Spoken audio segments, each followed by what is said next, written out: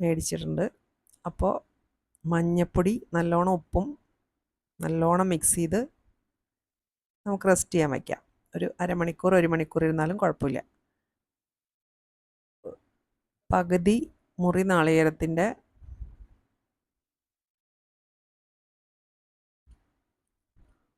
വറുത്തെടുത്തിട്ട്